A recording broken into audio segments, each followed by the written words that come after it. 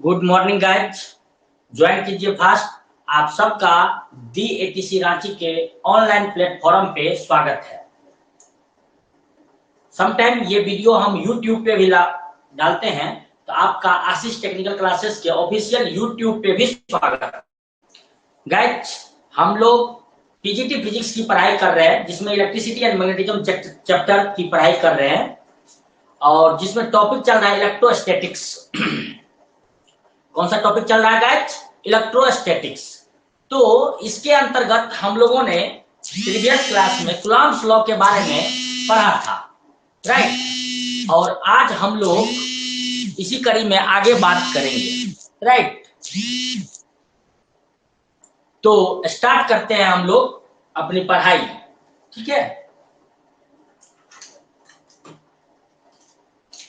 क्या मैं ऑडिबल हूं? मेरी साउंड आप तक अच्छे से पहुंच पा रही है? क्या बोर्ड क्लियरली विजिबल है, व्हाइट बोर्ड? थोड़ा रिप्लाई कर दीजिए और हम लोग साथ हो चलते हैं अपने स्टडी को आगे की ओर बढ़ाने के लिए।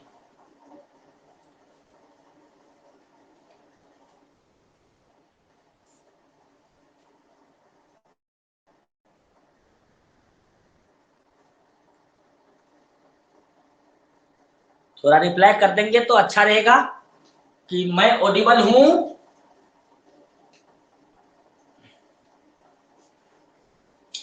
हम लोगों ने कूलॉम फोर्स के बारे में अच्छे से बात कर लिया था। अब उसी कड़ी में उसके लिए आगे मैं बात कर रहा हूं। अभी आगे जो हम लोग पढ़ेंगे वो पढ़ेंगे natures of Coulomb force. Coulomb force के क्या क्या प्रकृति होते हैं, nature of Coulomb force. Coulomb force के क्या क्या प्रकृति होते हैं, राइट? और ये अपना एक्चुअली में दिस इज अपना lecture number 4, lecture number 4 of electrostatics, right guys? तो हम लोग अब नेचर ऑफ कूलॉम फोर्स में, कूलॉम फोर्स पहला नेचर तो ये बात है कि हम लोगों ने बीते क्लास में देखा भी था, कूलॉम फोर्स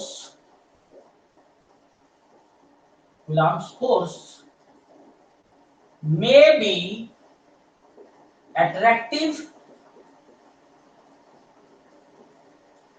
और रिपल्सिव। ये अट्रैक्टिव भी हो सकता है और रिपल्सिव भी हो सकता है। ये आकर्षण का भी बल हो सकता है और ये विकर्षण का भी बल हो सकता है, डिपेंडिंग अपॉन कि जिन दो चार्ज पार्टिकल के बीच ये लग रहा है, दोनों अगर सिमिलर है तो रिपल्सिव होगा, और दोनों चार्ज अगर डिसिमिलर है, एक पॉजिटिव एक नेगेटिव लाइक, तो अट्रैक्टिव फोर्स होगा। समझ में आई बात ना? तो कूलॉम फोर्स में भी अट्रैक्टिव और repulsive depending upon the charges. दूसरा इंपॉर्टेंट बात, इंपॉर्टेंट नेचर क्या है इसका? This is central force. Coulomb force कैसा फोर्स है? Central force.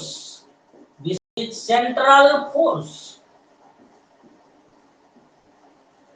दैट इज, इसका मतलब क्या हुआ कि ये जो लगता है, this force acts along, this force acts along, this force acts along the line joining the center, line joining the center,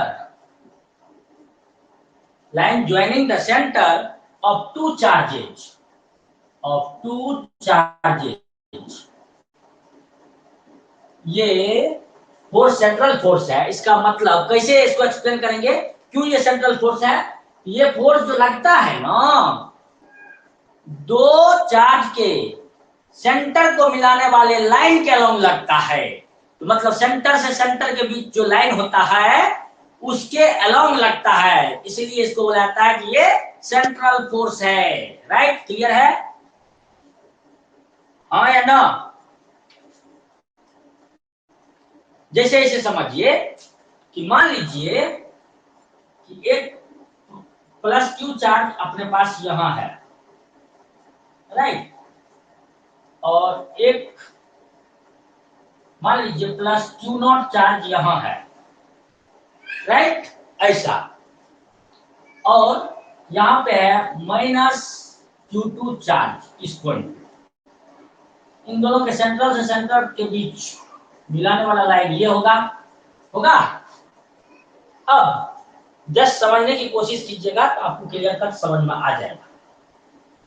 या ठीक है, ये देखिए ये जो है ये लाइन हुआ, और ये दोनों चार्ज के लिए सेंट्रल से सेंटर के बीच का लाइन ये हो गया। अब मान लीजिए इन दोनों के बीच में बात करते हैं, ये प्लस क्यू, ये प्लस क्यू नॉट, इसके वजह से इसमें जो फोर्स लगेगा वो देखिए इधर लगेगा, है ना, ये इसको रिपेल करेगा इस तरफ, राइट, करेगा ना रिपेल। तो मान लेते हैं ये फोर्स है F not on Q plus Q charge, ये वाला चार्ज माइनस क्यू चार्ज इस प्लस क्यू चार्ज को अपनी ओर अट्रैक्ट करेगा। मान लेते हैं इधर अट्रैक्ट कर रहा है, वो फोर्स है अपना मान लीजिए F2। तो बताइए ये भी कूलम्ब फोर्स है इन दोनों के बीच, ये भी कूलम्ब फोर्स है इन दोनों के बीच, हाँ या ना? ये इसको अट्रैक्ट कर रहा है, या ये इसको, समझ में आ रही बात, ये इसको अट्रैक्ट कर रहा है, ये इसको अट्रैक्ट कर रहा है, कुछ भी बोल सकते हैं हम लोग, हाँ या ना?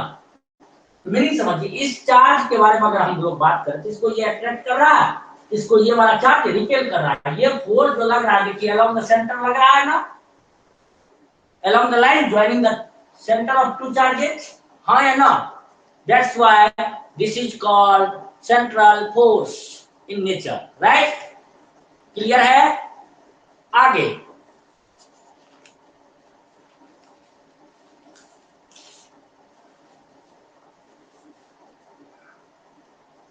तीसरा, it follows the principle of superposition.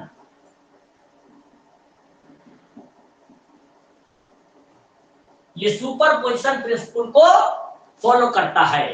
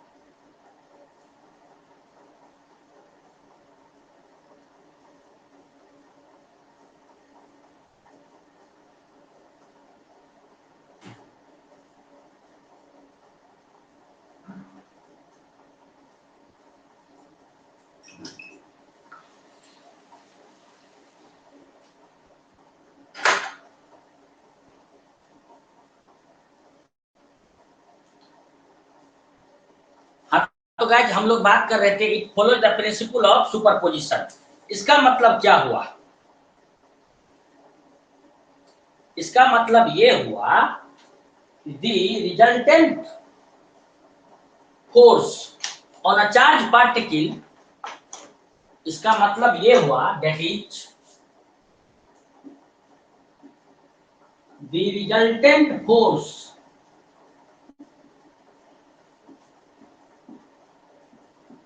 on a charged particle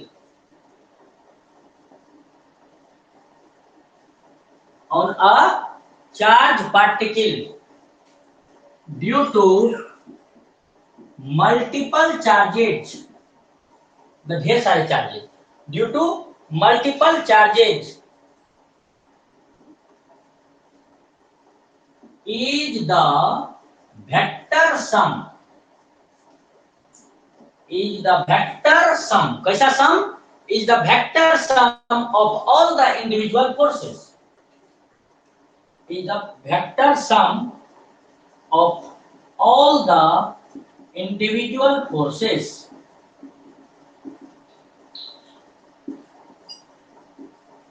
समझे क्या?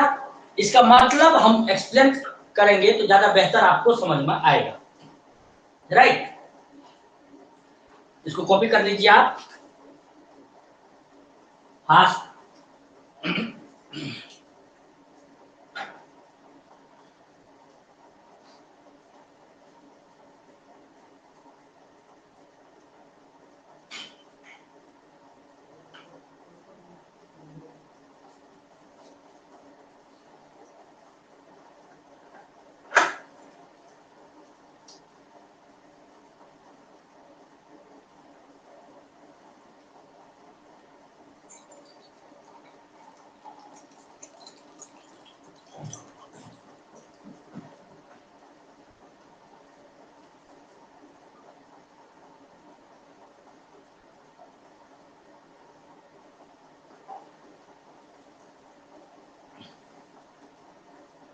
सॉरी, यस, अब बोलिए, यहां तक क्लियर है?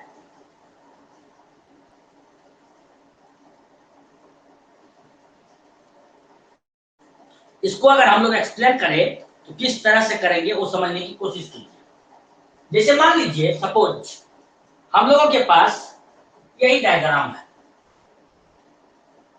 ठीक है, या फिर से बना ही देते हैं उससे अच्छा, राइट? इससे अच्छा फिर से नहीं तो बना ही देते हैं क्या? तो देखिए, जैसे मान लीजिए यहाँ पे प्लेस्ड है अपना प्लस क्यू चार्ज और यहाँ पे प्लेस्ड है अपना मान लीजिए प्लस Q1 चार्ज और यहाँ पे प्लेस्ड है अपना मान लीजिए माइनस Q2 चार्ज। अब क्या होगा, इस चार्ज के वजह करके इस पे जो फोर्स लगेगा वो इस डायरेक्शन में लगेगा ऐसे। ये मान लेते हैं ये फोर्स है F1 और Q2 minus Q2 plus Q को अट्रैक्ट करेगा अपनी ओर, इधर लगेगा मान लेते हैं F2, राइट? अब इन दोनों का रिजल्टेंट कैसे हम लोग करेंगे? इस फोर्स के पैरेलल इसके टिप से ऐसे एक लाइन ड्रॉ कर दीजिए और यहां से इसके पैरेलल यहां से इधर एक लाइन ड्रॉ कर दीजिए। ये दोनों देखिए कहीं न कहीं एक दूसरे को मिलेगा। ये जो मीटिंग पॉइंट है, अब यहां से इसको मिलाने वाला ये law of parallelogram, law of vector addition है। इस तरह से ये पैरेललोग्राम होगा।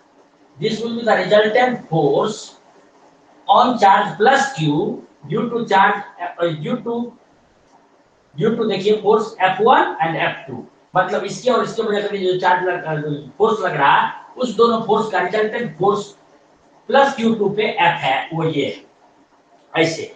और इसको हम लोग F को लिखेंगे तब F will be equal to F1 plus F2, मतलब this is the vector sum. कैसा सम है ये? वेक्टर सम है।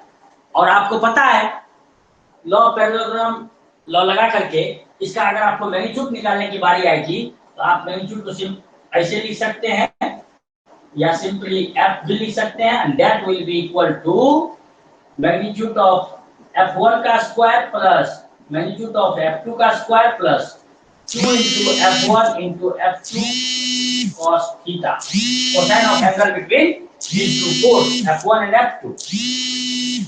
होगा या नहीं होगा?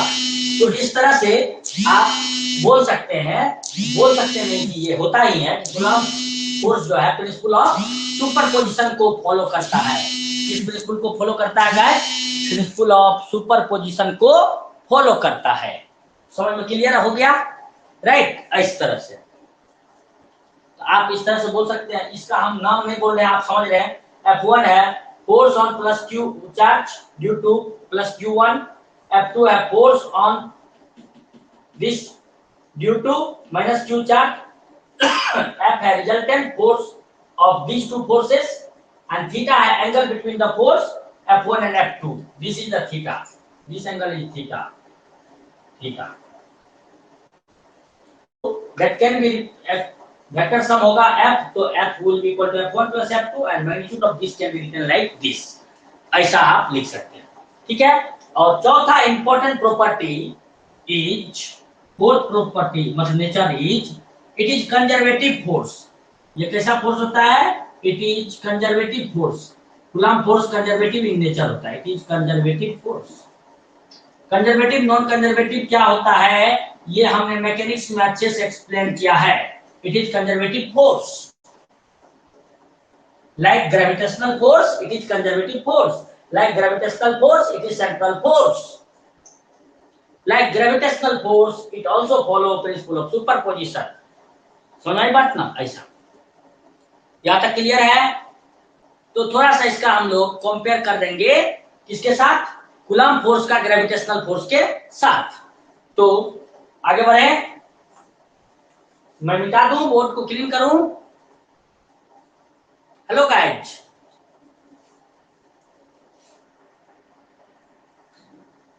कोई बोलेंगे? कोई एक जन एटलीस्ट रिप्लाई करते रहिए।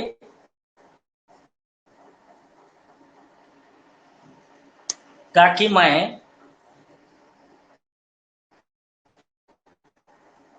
जल्दी जल्दी आगे बढ़ सकूं।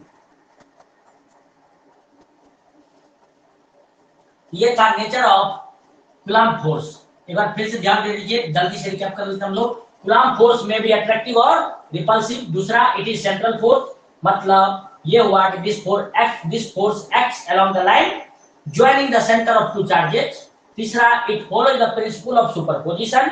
इसका मतलब ये हुआ the resultant force on a charged particle due to multiple charges is the vector sum of all the individual forces. और चौथा इंपॉर्टेंट बात is it is conservative force. अब हम लोग थोड़ा सा देखेंगे कि कूलम्ब फोर्स और ग्रेविटेशनल फोर्स की बात करें तो दोनों में क्या डिफरेंस है और क्या सिमिलरिटीज है। इन चीजों के बारे में हम लोग थोड़ा बात करेंगे।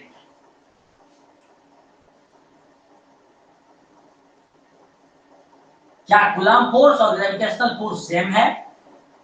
अगर सेम नहीं है तो क्या दोनों में डिफरेंस है, और किस, अगर थोड़ा बहुत सिमिलरिटी है तो क्या सिमिलरिटी है, ये देखने की हम लोग कोशिश करेंगे। अब तो हम लोग पहले देखेंगे difference between Coulomb force and gravitational force. Difference,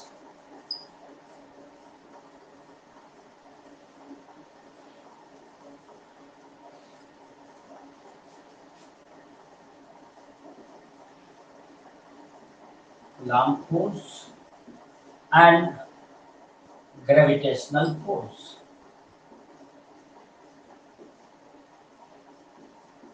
इन दोनों के बीच डिफरेंस हम लोग देखने की कोशिश करेंगे अंडर दिस टॉपिक। तो हम लोग क्या करते हैं, दो पार्ट में कर लेते हैं। एक तरफ कूलम्ब फोर्स के बारे में बात कर रहे हैं और एक तरफ बात करेंगे ग्रेविटेशनल फोर्स के बारे में।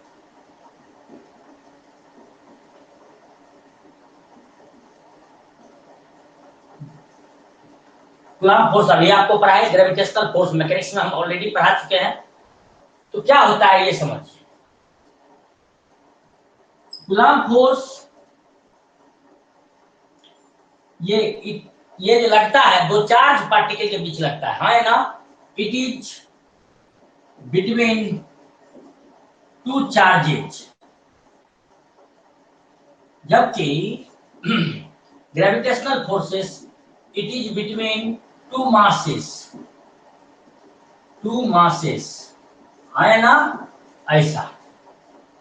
और कूलम्ब फोर्स हमेशा याद रखिएगा दो पॉइंट चार्ज के बीच लगता है। चार्जेस को कैसा होना चाहिए? पॉइंट इन नेचर, समझ? Point charge. ओके, आपको थोड़ी देर पहले हम बताए कूलम्ब फोर्स अट्रैक्टिव भी हो सकता है और रिपल्सिव भी हो सकता है। इट मे बी अट्रैक्टिव और रिपल्सिव। ठीक है, जबकि ग्रेविटेशनल फोर्स हमेशा अट्रैक्टिव होता है। It is always attractive in nature. Gravitational force हमेशा आकर्षण का होता है, अट्रैक्टिव, ऑलवेज, राइट। तो कोई शक नहीं होना चाहिए। ओके, अब अगर ये बोला जाए, आपसे पूछा जाए कूलाम्ब फोर्स स्ट्रांग है या ग्रेविटेशनल फोर्स, तो coulomb force is a strong force. It is a strong force. As compared to Coulomb force, gravitational force is weak force. It is weak force. कमजोर, weak. W-E-A-K, weak force. Right? Okay. चौथा important बात, coulomb force depend करता है medium के बीच में, दो charge particle के बीच में क्या मीडियम है उस पर। It depends upon the medium between the charge particle, medium between the charges. जबकि अपना ग्रेविटेशनल फोर्स मीडियम पे डिपेंड नहीं करता है। It is independent of medium. It is independent of medium. समझे क्या? ऐसा तो कूलाम्ब फोर्स डिपेंड करता है मीडियम पे और ग्रेविटेशनल फोर्स इंडिपेंडेंट होता है मीडियम से। ये बेसिक डिफरेंस था दोनों के बीच, कूलाम्ब फोर्स और ग्रेविटेशनल फोर्सेस के बीच। क्लियर है या कोई डाउट है इसमें? कुछ भी डाउट है तो आप पूछ सकते हैं, बोलिए जल्दी से। कुछ भी डाउट है तो आप पूछ सकते हैं, वरना हम लोग आगे बढ़ेंगे। बोलिए। तो अब देखेंगे कि दोनों में सिमिलरिटीज क्या है।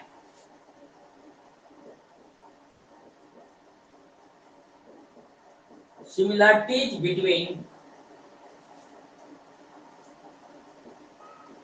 कूलाम्ब फोर्स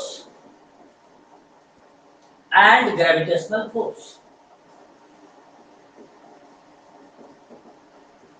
दोनों के बीच में क्या सिमिलरिटीज है, समानता क्या है, राइट? वो था वो समानता, अंतर, डिफरेंस जिसको बोलते हैं, और ये अब देखेंगे हम लोग समानता।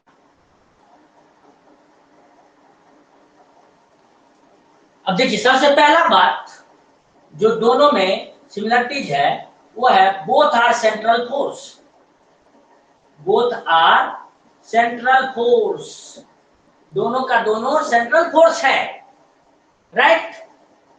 दूसरा सिमिलरिटी जो है वो ये है, both follows principle of superposition. Both follows principle of superposition.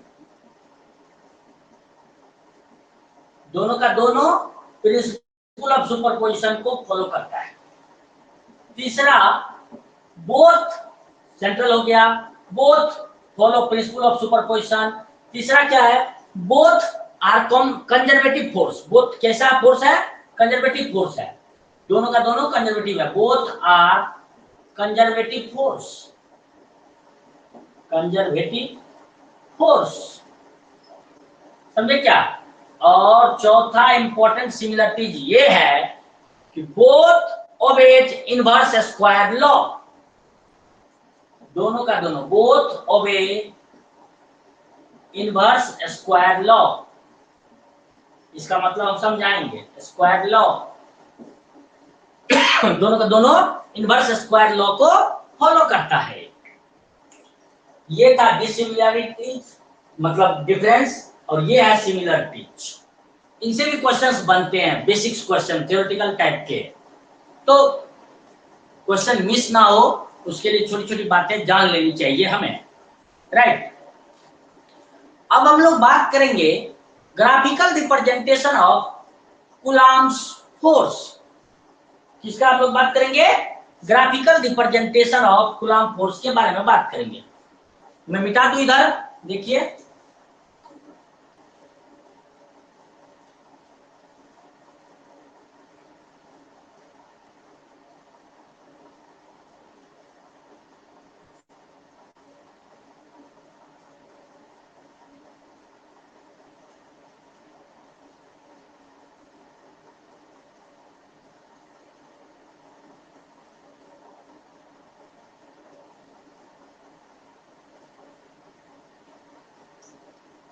अब हम लोग बात करेंगे ग्राफिकल रिप्रेजेंटेशन के बारे में, राइट।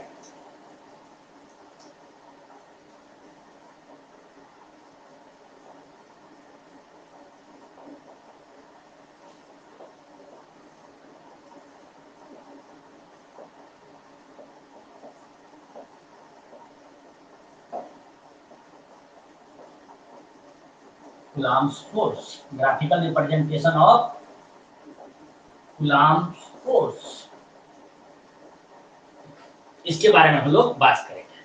जस्ट देखिए,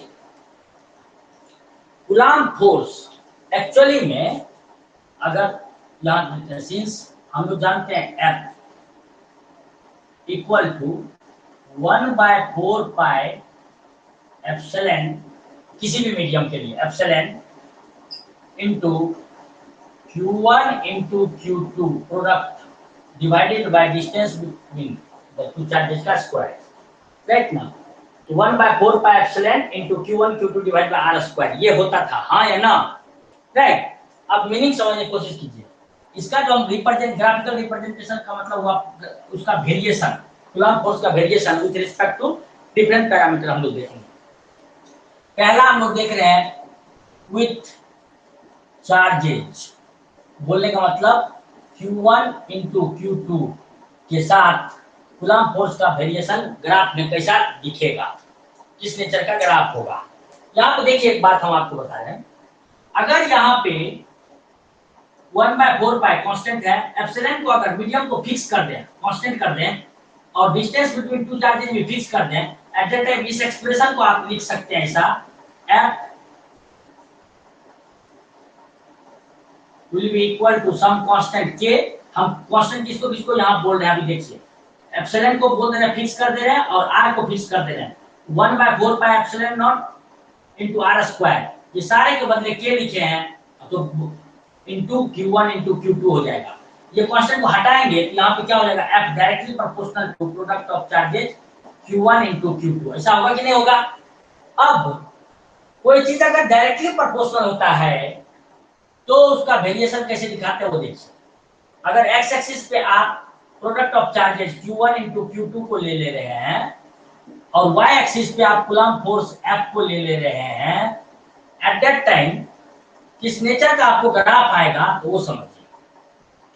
जब इस प्रोडक्ट का मान दोनों में से किसी एक चार्ज को आप जीरो कर दीजिएगा तो फोर्स का प्रोडक्ट हो जाएगा जीरो, फोर्स क्या हो जाएगा, जीरो, फोर्स हो जाएगा जीरो, ठीक है। इसी तरह से अब आप समझिए, अब आप जिस प्रोपोर्शन में इस प्रोडक्ट को बढ़ाएंगे ना, उसी प्रोपोर्शन में ये बढ़ता रहेगा, इसी को बोलते हैं डायरेक्टली प्रोपोर्शनल। अब क्या होगा, you will get a graph, linear graph like this passing through origin. ये हो गया अपना दिस रिप्रेजेंटिंग क्या, कूलम्ब फोर्स का variation with respect to product of charges Q1 into Q2।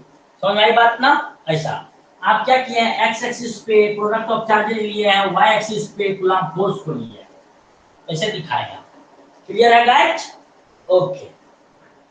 अब अगर आप सेम कूलम्ब फोर्स को आप अगर दिखाना चाहेंगे with respect to distance, with distance r, with distance r इसका वेरिएशन दिखाएंगे तो कैसा दिखेगा graph. Let me explain you. If this is x axis and this is y axis, if you are keeping y axis पे coulomb force को, और x axis पे आप अगर if you are keeping distance between two charges, right, r को, at that time ये कैसे very कर रहा है आप देखिए। यहाँ अगर आप चार्ज के प्रोडक्ट को फिक्स कर दें, मीडियम को फिक्स कर दें, एट दैट टाइम अब की बार f will be proportional to 1/r², है ना। तो at that time this will be hyperbolic in nature, लेकिन उसमें भी थोड़ा सा डेप्थ हाइपरबोलिक, ऐसा। तो मेरी बात, this curve will be like this, ऐसा। कूलम्ब फोर्स का variation with respect to distance, it will look like this, ऐसा। क्लियर है गाइस?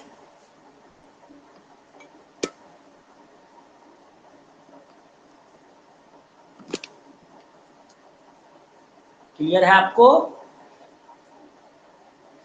इस एक्सिस पे हम लोगों ने डिस्टेंस को रखा है, इस एक्सिस पे, एक्स एक्सिस पे। अगर क्लियरली नहीं विजिबल है तो आप इसी चीज को यहाँ देख लीजिए। इसमें आप रखे हैं डिस्टेंस r को, और इसमें रखे हैं फोर्स, कूलम्ब फोर्स F को। तो you are getting variation like this. समझ में बात ना? ऐसा।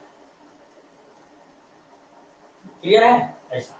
अब तीसरा हम लोग वेरिएशन देखेंगे, वो समझने की कोशिश कीजिए। विथ रिस्पेक्ट टू परमिटिविटी, मतलब epsilon is the permittivity of the medium.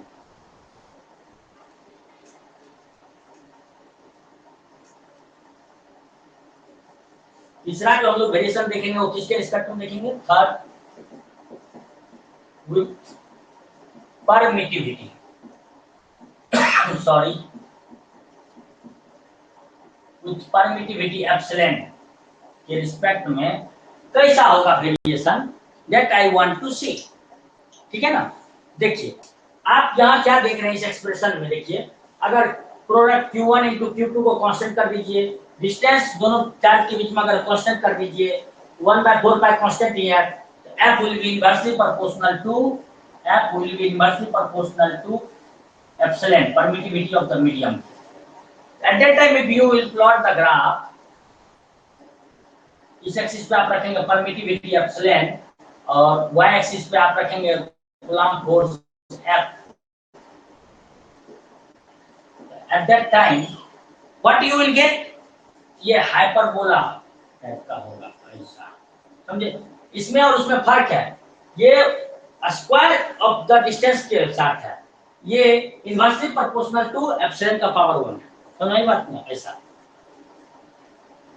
तो ये ऐसा आएगा। अब अगर मान लीजिए आपको अगर कभी कभी ये पूछता है ये चीजें अच्छे अच्छे एग्जाम में, विथ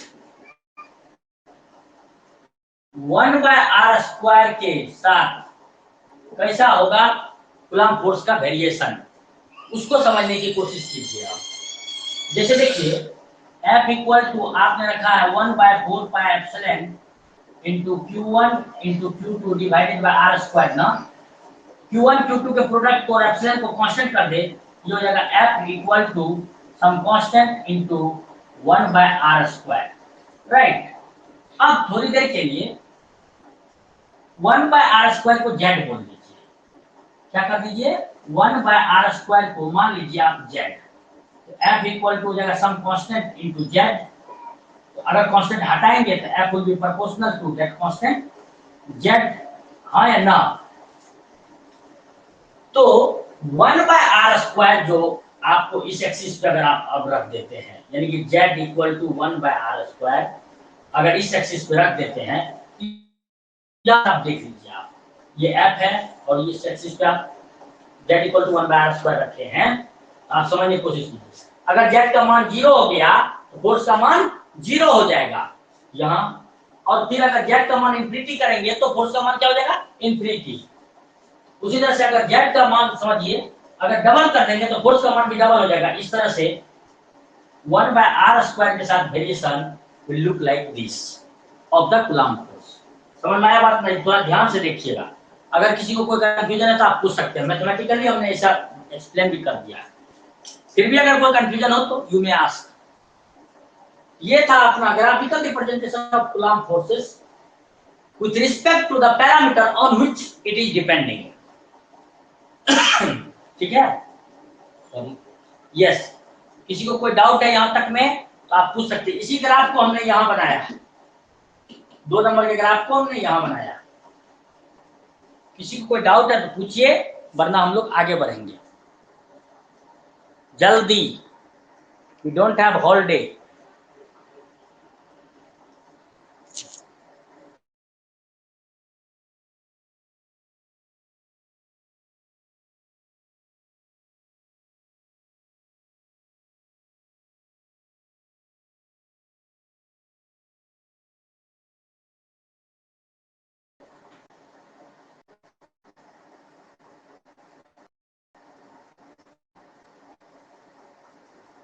कृष्णा बोल रहे हैं कि एक बार रिपीट कर दीजिए लास्ट वाला। हम ये बोले, आपको बोलेगा एग्जाम में क्या कि what will be the graphical representation या variation of Coulomb force with respect to the parameter 1/r²। यानी कि बोलने का मतलब ये है कि y एक्सिस पे आप f को रखेंगे और x एक्सिस पे 1/r² पैरामीटर को अगर आप रख देते हैं, तब यहां से आप समझने की कोशिश कीजिए। 1/4πε0 into q1 into q2 divided by r², ये होता है कूलम्ब फोर्स। अगर आप प्रोडक्ट ऑफ चार्जेस को कांस्टेंट कर दीजिए, एप्सिलॉन मीडियम फिक्स कर दीजिए, ये सारा का सारा टर्म कांस्टेंट हो जाएगा। उस सब के बदले हमने रिप्लेस किया k into 1/r² हो जाएगा कि नहीं हो जाएगा। अब आपको जो पैरामीटर लेना है एक्स एक्सिस पे, वो 1/r² ही लेना है, राइट। तो अब देखिए 1/r² को थोड़ी देर के लिए z मान लीजिए, तो आप क्या लिखिएगा, f will be equal to k this constant into z। अब इस कांस्टेंट को हटाएंगे, f will be directly proportional to z, और z इक्वल टू है क्या, 1/r²। अब यानी कि coulomb force f, coulomb force f actually में डायरेक्टली प्रोपोर्शनल है 1/r² के। r के इनवर्सली प्रोपोर्शनल है, लेकिन 1/r² के डायरेक्टली प्रोपोर्शनल है। तो जब कभी कोई क्वांटिटी किसी चीज के साथ डायरेक्टली प्रोपोर्शनल होता है, तो हमेशा हम लोगों को लीनियर वेरिएशन मिलता है, हाँ या ना। समझ में आया बात ना। 1/r² के f क्या है, डायरेक्टली प्रोपोर्शनल। लेकिन अगर बात करता सिर्फ डिस्टेंस के, तो डिस्टेंस के क्या होता है, डिस्टेंस के तो ये इनवर्सली प्रोपोर्शनल होता है। हाँ, डिस्टेंस के स्क्वायर के इनवर्सली प्रोपोर्शनल होता है, इसलिए अगर आप ये ऐसा आया। लेकिन विथ 1/r², यहां देखो, जब डिस्टेंस रखना है एक्स एक्सिस पे तो हम सिर्फ r रखे हैं, हाँ या ना। और 1/r² के साथ वेरिएशन जब हम दिखा रहे हैं, 1/r² को रख रहे हैं यहाँ, तो इसके तो वो डायरेक्टली प्रोपोर्शनल है। Eight that time graph will be like this. थोड़ा सा ट्विस्ट करके ये क्वेश्चन पूछता है। क्लियर है या कोई डाउट है? अभी भी कोई डाउट है कृष्णा, या आगे बढ़े, जल्दी बताइए।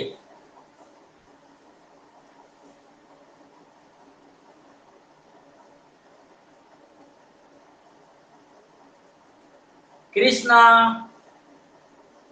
कंफर्म कीजिए, आपका डाउट हम क्लियर कर पाए।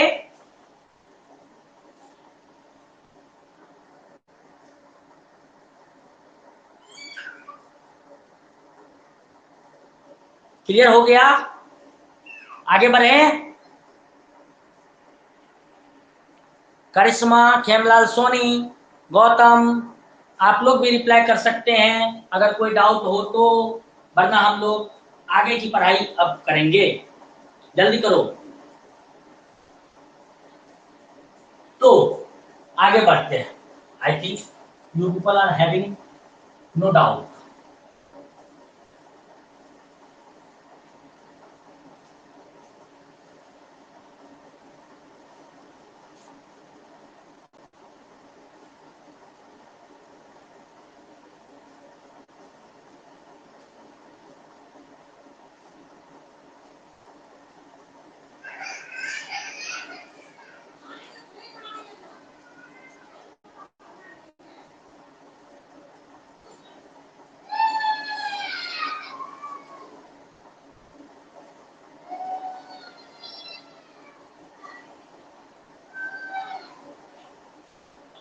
गाइस आगे बढ़ते हैं हम लोग।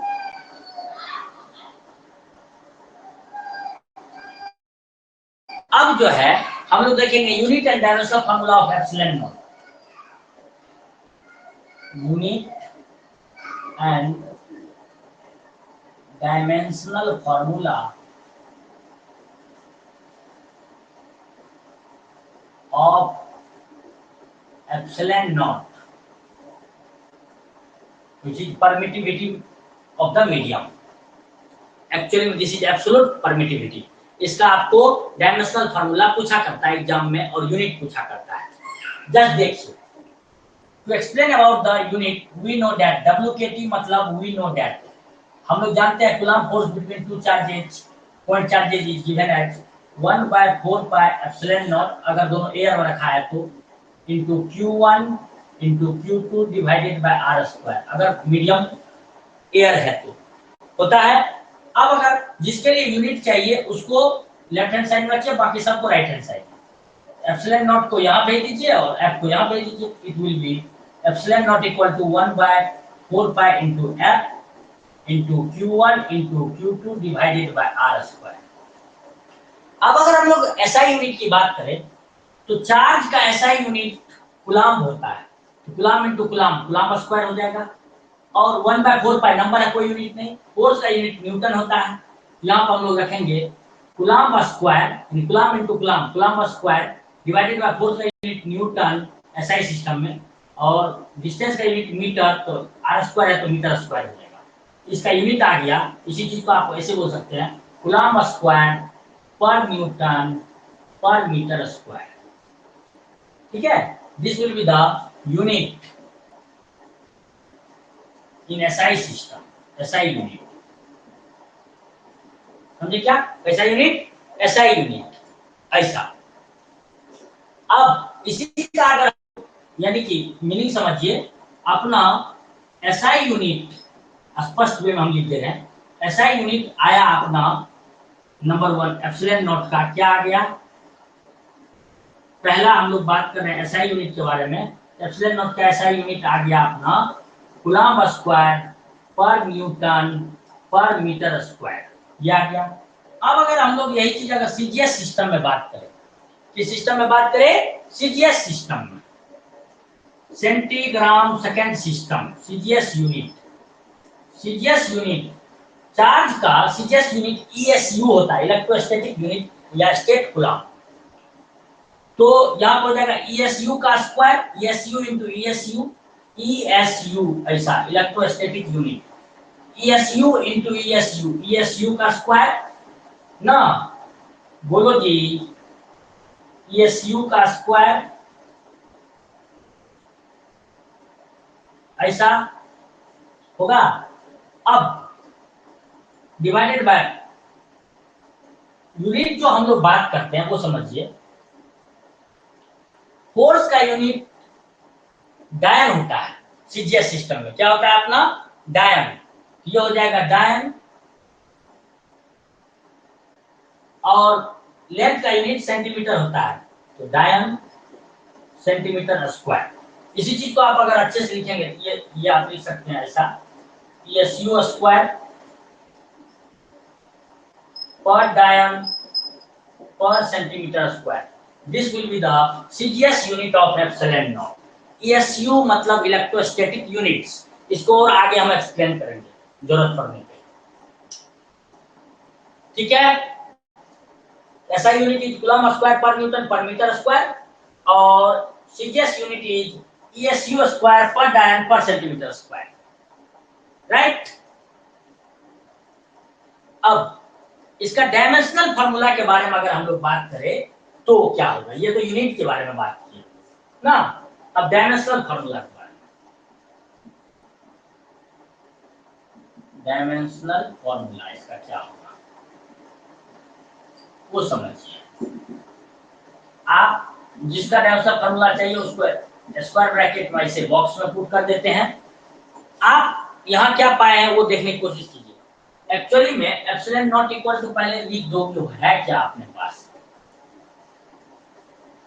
ये है अपना 1/4 pi into F into Q1 into Q2 divided by R square, यही है ना। अपने को चाहिए dimensional formula of epsilon not. Number का और इस तरह के कांस्टेंट पायर का कोई डायमेंशन नहीं होता है।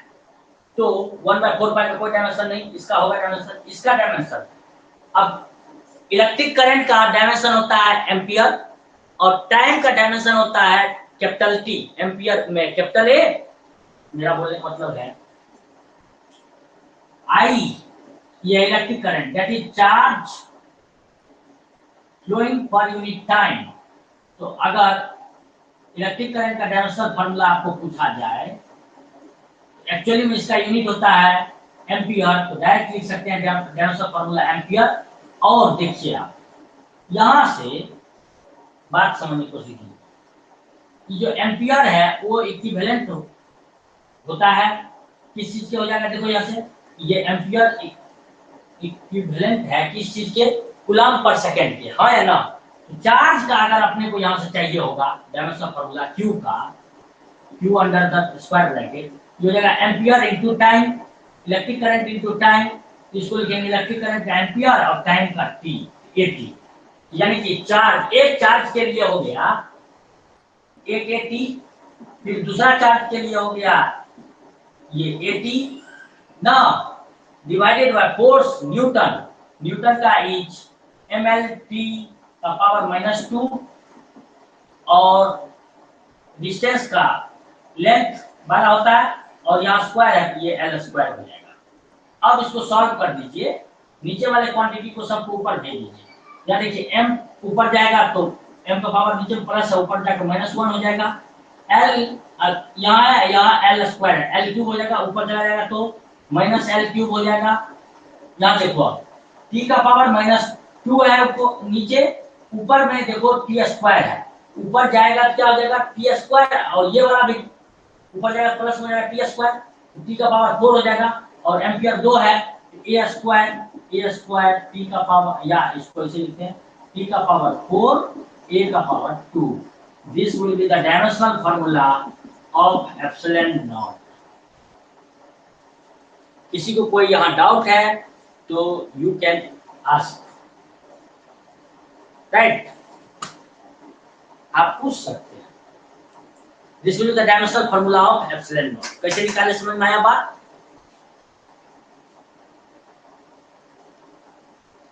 जल्दी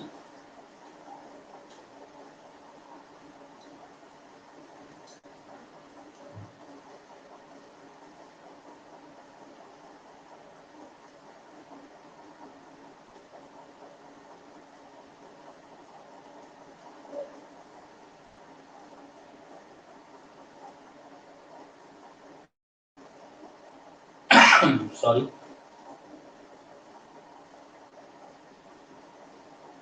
क्लियर है यूनिट और dimensional formula of epsilon naught? जल्दी बोलो, रिप्लाई क्या करो fast, we don't have whole life.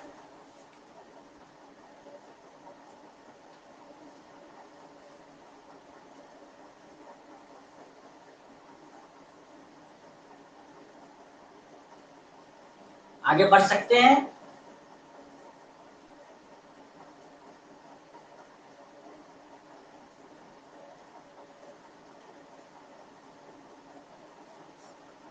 No response from you guys. All are sleeping, I think.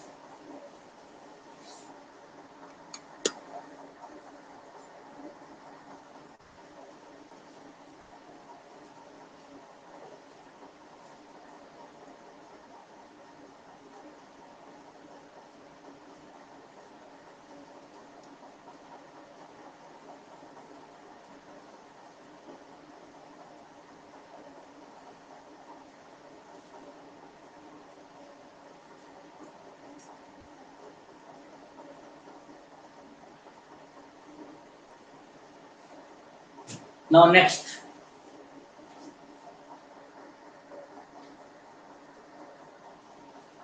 अब हम लोग देखेंगे न्यूमेरिकल वैल्यू। सुनो, numerical value of 1/4 pi epsilon naught. इसका न्यूमेरिकल वैल्यू क्या होगा? न्यूमेरिकल वैल्यू पहले हम लोग बात करेंगे in SI unit. In SI system unit system 1/4πε0 का न्यूमेरिकल वैल्यू क्या हो। 1/4πε0 की जगह पे SI यूनिट में क्या रखेंगे आप, वो मैं बात कर रहा हूं, जस्ट समझने की कोशिश कीजिए। 1/4 इंटू पाई का मान 3.1416 आप लिख सकते हैं, इंटू एप्सिलॉन नॉट का SI यूनिट में हमने वैल्यू बताया था आपको 8.854 इंटू 10⁻⁻12 है ना, कूलम्ब स्क्वायर पर न्यूटन पर मीटर स्क्वायर, ऐसा हमने बोला था। इसका यूनिट कूलम्ब स्क्वायर पर न्यूटन पर मीटर स्क्वायर, हम इस चीज के लिए यूनिट लिखे एप्सिलॉन नॉट के लिए। अब जब इसको तुम सॉल्व करोगे ये वैल्यू को, व्हाट विल कम, आप इसको सॉल्व करना शुरू कीजिए। 10⁻⁻12 को ऊपर भेज दीजिए तो हो जाएगा 10⁻12, ऐसे नीचे आपका बचा 4 इंटू 3.1416 इंटू 8.854, ये चीज बचेगा और यूनिट को ऊपर कर दो, यूनिट हो जाएगा ऊपर में न्यूटन मीटर स्क्वायर पर कूलम्ब स्क्वायर, ऊपर चला जाएगा, है ना। 1/4πε0 का वैल्यू हम बात कर रहे हैं, मीनिंग समझने की कोशिश करो। ऐसा होगा, ऐसा होगा। अब यहाँ जो हम सॉल्व करने की कोशिश कर रहे हैं वो समझो। हम लोग जब इसको मल्टीप्लाई करेंगे, इसको मल्टीप्लाई करो तो मल्टीप्लाई करके क्या आएगा अपना, जब आप मल्टीप्लाई करेंगे तो ये रहने दो, 10⁻12, 4 से इसको मल्टीप्लाई कर दो, यहाँ से क्या करोगे, 6 चौका 24, 4 2 6, 4 चौका 16 का 6 बाकी 1, 4 1 5 पॉइंट 4 किया 12, तो 12.5664 आया। 4 इंटू दिस मच का वैल्यू इंटू 8.854। अब इस चीज को इतना से मल्टीप्लाई करना है आपको, यूनिट इसका है न्यूटन मीटर स्क्वायर पर कूलम्ब स्क्वायर, उलट गया ना ऐसा। अब जब आप इसको सॉल्व करेंगे तो इट विल कम, एक्चुअली में लगभग आएगा ऐसा 8.89। एक बार कैलकुलेटर में हम लोग फिट कर ही लेते हैं ना, that will be better. I have calculator and you can also use this calculator. 12 कितना है अपना, देखो तो 5664 इंटू 8.854 को मल्टीप्लाई कर रहे हैं, इट विल बी लगभग, पहले वो चीज लिख दे रहे हैं तब हम लोग बात करें। इसमें से हम लोग क्या कर रहे हैं वो समझो, 10⁻3 यानी कि 1000 इधर रख ले रहे हैं, बाकी 10⁻9 को रहने दे रहे हैं, डिवाइडेड बाय, जब इन दोनों को आप मल्टीप्लाई किए तो हमको आया 111.2629 लगभग, और यूनिट है न्यूटन मीटर स्क्वायर पर कूलम्ब स्क्वायर। अब जब 1000 को 111 से आप डिवाइड करेंगे, 1000 डिवाइडेड बाय 111.2629 करेंगे तो इट विल बी लगभग 8.9877 इंटू ये वाला 10⁻9 न्यूटन मीटर स्क्वायर पर कूलम्ब स्क्वायर। समझे क्या, ऐसा 8.98 इज लगभग इक्विवेलेंट टू 9, इसको लिख सकते हैं लगभग approximately equal to 9 into 10⁻9 newton metre square पर कूलम्ब स्क्वायर। आप जो यूज करते होंगे पहले ऐसा, इसलिए क्योंकि ये आता है 8.98 1/4πε0 का मान इन SI यूनिट, तो इसको हम लोग न्यूमेरिकल सॉल्विंग में ये जनरली यूज कर लेते हैं। एग्जैक्ट वैल्यू ये है, ठीक है, ये वाला 1/4πε0 का 8.9877 इंटू 10⁻9 न्यूटन मीटर स्क्वायर पर कूलम्ब स्क्वायर। समझ में आया बात ना, ऐसा हम लोग इसको न्यूमेरिकल सॉल्विंग में हम लोग क्या यूज करेंगे, 9 इंटू 10⁻9 न्यूटन मीटर स्क्वायर पर कूलम्ब स्क्वायर, किसका मान 1/4πε0 का इन SI यूनिट। क्लियर है। अब अगर इसी का मान पूछ दे 1/4πε0 का मान इन CGS यूनिट, तो कैसे आप करेंगे वो देखिए। Sorry, in CGS unit, in CGS unit 1/4 pi epsilon naught का मान होता है, 1/4 पाई, और एप्सिलॉन नॉट का मान होता है सीजीएस सिस्टम में 1/4 पाई। क्या होता है? 1/4 पाई, और इसका यूनिट होता है अपना, याद होगा थोड़ी देर पहले हम बताए थे एप्सिलॉन नॉट का यूनिट क्या होता था, बताओ, ESU स्क्वायर पर डायन पर सेंटीमीटर स्क्वायर। ये चीज को आप ऊपर भेजना है आपने, और ये 4 पाई कैंसिल आउट हो गया, तो हो जाएगा 1 डायन पावर -1 ऊपर जाएगा तो प्लस हो जाएगा सेंटीमीटर स्क्वायर, और ESU का power -2। This will be the CGS unit में 1/4 पाई एप्सिलॉन नॉट का वैल्यू। क्लियर है? ऐसा ये SI यूनिट में 9 × 10⁹ न्यूटन मीटर स्क्वायर पर कूलम स्क्वायर, और CGS यूनिट में 1/4 पाई एप्सिलॉन नॉट का मान 1 dyne centimetre square ESU to the power -2। समझ में आया बात? यानी कि पर ESU स्क्वायर ऐसा बोल सकते हैं, राइट? ये था अपना 1/4 पाई एप्सिलॉन नॉट का numerical value in SI unit and in CGS unit, right guys? कोई दिक्कत है यहां तक?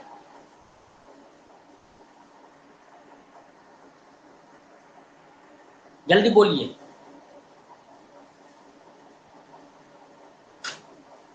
क्लियर है तो जल्दी रिप्लाई करो, आगे बढ़ेंगे हम लोग। अब ये वैल्यू याद रखना, SI सिस्टम वाला 1/4 pi epsilon naught equal to 9 × 10⁹ newton metre square पर कूलम स्क्वायर, ताकि न्यूमेरिकल सॉल्विंग पर आसानी से आप तुरंत सॉल्व कर लेंगे न्यूमेरिकल।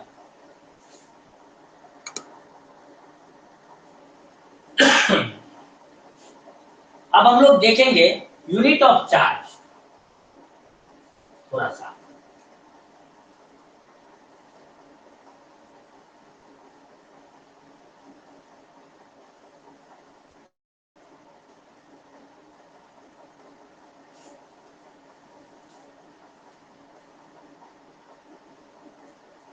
गाइस हम लोग क्या देखेंगे अब? यूनिट ऑफ चार्ज, चार्ज का यूनिट,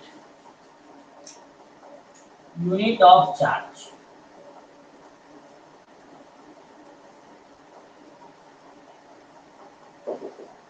चार्ज के यूनिट देखिए, पहला हम लोग देखेंगे SI unit.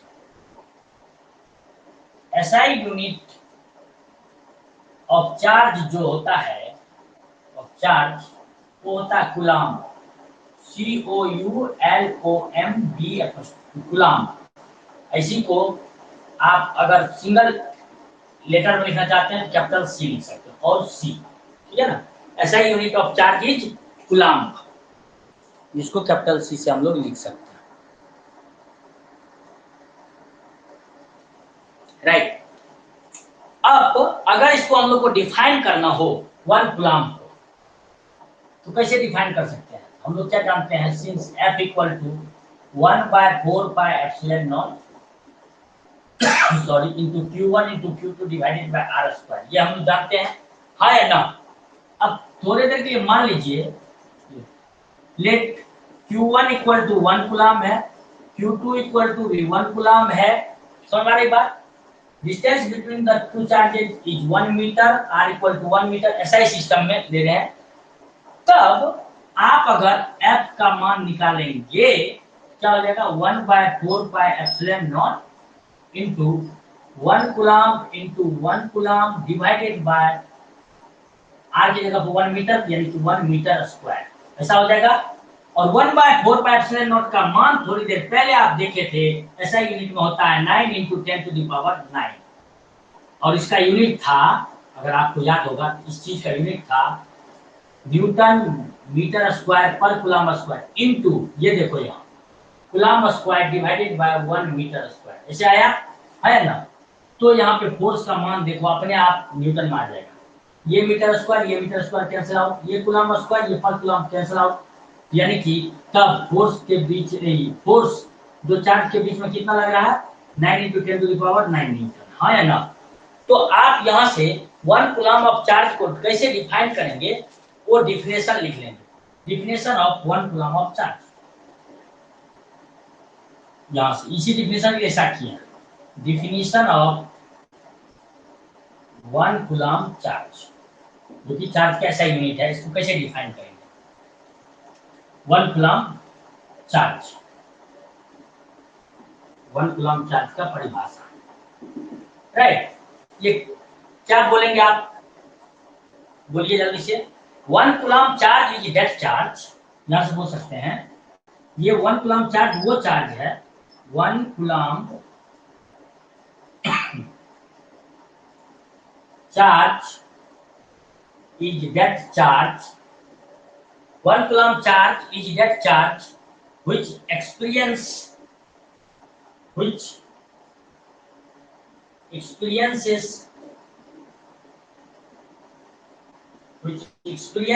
a force of 9 into 10 to the power 9 Newton, ठीक है।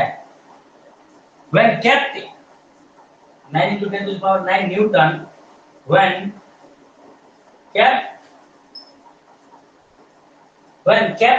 at a distance of 1 meter, kept at a distance of 1 meter in air, हवा में, क्योंकि आप एप्सिलॉन नॉट यूज किया है ना, इसलिए in air, now in air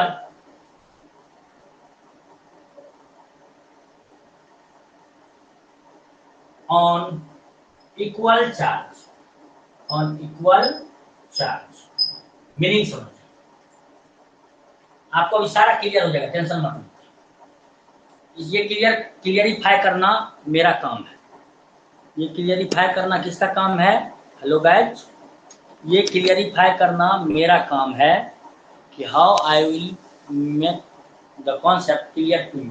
देखिए, ऐसा unit of charge is coulomb, इसको डिफाइन करने के लिए हम लोग क्या माने हैं, Q1, दो चार्ज है ना, दोनों चार्ज का इक्वल मान लिया 1 कूलम के बराबर, और distance between these two charges 1 metre ले लिए हैं, और मीडियम कैसा प्लेस्ड है, एयर में, हम ना आप एब्सोल्यूट परमिटिविटी यूज कर रहे हैं। तब सॉल्व पर क्या आया, दोनों के बीच लगने वाला charge 9 into 10 to the power 9 Newton. तो 1 कूलम वह चार्ज है, 1 coulomb charge is that charge which experience a force of 9 into 10 to the power 9 Newton when kept at a distance of 1 meter in air on equal charges, है ना। Equal charges पे कितना ये force experience करता है, 9 into 10 to the power 9 Newton का। 1 coulomb वह charge है जो एक्सपीरियंस करता है a force of 9 into 10 to the power 9 Newton when kept at a distance of 1 meter in air on equal charges, है ना। या ऐसा आप बोल सकते हैं from an equal charge, that will be ज्यादा अच्छा, from an equal charge, that will be more clear to you, from an equal charge। Meaning ये हुआ, अगर हम लोग Q1 के लिए बात कर रहे हैं तो देखो Q2 इक्वल चार्ज है कि नहीं, इक्वल चार्ज से वो कितना फोर्स महसूस करे, 9 into 10 to the power 9 Newton, तो चार्ज का यूनिट क्या कहलाएगा, 1 कूलम। समझ आया बात ना, ऐसा। अब अगर सीजीएस यूनिट की बात करें हम लोग, उसको कैसे डिफाइन करेंगे, उसको भी हम लोग कर सकते हैं। दूसरा हम लोग लिखेंगे सीजीएस यूनिट का डिफिनेशन, क्या लिखेंगे, सीजीएस यूनिट का डिफिनेशन, जस्ट देखिए आप, सॉरी, दूसरा सीजीएस यूनिट ऑफ चार्ज जो होता है, सीजीएस यूनिट ऑफ चार्ज जो होता है वो होता है ESU, इलेक्ट्रोस्टैटिक यूनिट, OR और स्टेट कूलम, इसको बोला जाता है। इलेक्ट्रोस्टैटिक यूनिट बोल लीजिए ESU या स्टेट कूलम बोल लीजिए, ये होता है इसका यूनिट। इसको हम लोग कैसे डिफाइन करेंगे, सिमिलरली हम लोग जानते हैं F इक्वल टू क्या हो, जल्दी बताओ, 1/4πε0 into Q1 into Q2 divided by R square होता है। यहाँ पे मान लीजिए let Q1 equal to 1 ESU, Q2 equal to भी 1 ESU, अगर वैल्यू रख दें R equal to 1 centimetre, at that time F equal to क्या हो जाएगा वो देखो, 1/4πε0 का सीजीएस सिस्टम में मान होता है 1/4π, है ना, याद आया या नहीं? और इसका यूनिट क्या होता था जल्दी बताओ, इसका यूनिट होता था ESU स्क्वायर पर डायन पर सेंटीमीटर स्क्वायर, ये हो गया इतना, इनटू चार्ज के जगह पे रखेंगे 1 ESU into 1 ESU divided by 1 centimetre square, ऐसा आएगा। अब देखो ये दोनों को मल्टीप्लाई करोगे तो सेंटीमीटर पर सेंटीमीटर स्क्वायर ठीक कैंसिल, यहाँ से ESU ESU ESU स्क्वायर, इससे क्या कैंसिल हो गया, ये 4 pi cancel, F equal to आया 1 डायन, ये डायन जो पर डायन है ऊपर जाएगा तो डायन हो जाएगा। definition of 1 ESU, definition of 1 ESU, 1 ESU और 1 state coulomb of charge, coulomb of charge का परिभाषा क्या होगा, कैसे डिफाइन करेंगे? तो फिर आप क्या बोलेंगे, 1 ESU के बारे में हम लोग अगर बात करें इसको कैसे डिफाइन करोगे, 1 ESU, 1 electrostatic unit, 1 ESU is that charge,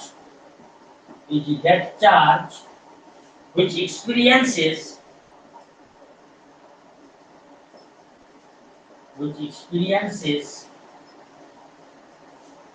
a force of 1 dian. Now, when kept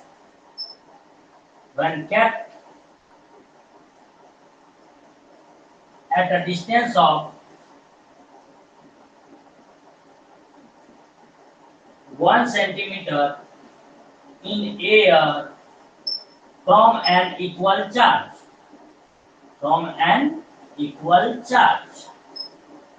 समझे क्या? तो this is the definition of मतलब CGS unit of charge 1 ESU, clear है? तो इस तरह से हम लोग SI unit of charge coulomb को 1 कूलम्ब को डिफाइन करते हैं, इस तरह से हम लोग CGS unit of charge ESU या स्टेट कूलम्ब को इस तरह से हम लोग डिफाइन करते हैं। समझ में आया बात ना? ये था अपना definition of unit of charges, right? Okay, now next I will give you some questions and that you have to solve it and let me know the answer, right? So I will start writing the question. यहाँ तक में कोई doubt है तो पूछ लीजिए, otherwise we will start solving the problem based on till now concept, मतलब Coulomb's law पे अब तक के कॉन्सेप्ट पर बेस्ड क्वेश्चन स्टार्ट करें। यहाँ तक में कोई डाउट है तो पूछ लीजिए, वरना आगे बढ़ेंगे। क्विकली बताइए, किसी को कोई डाउट है?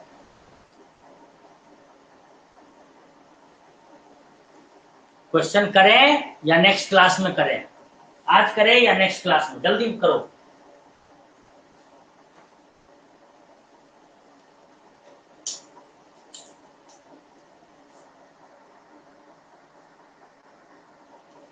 क्वेश्चन अभी करें?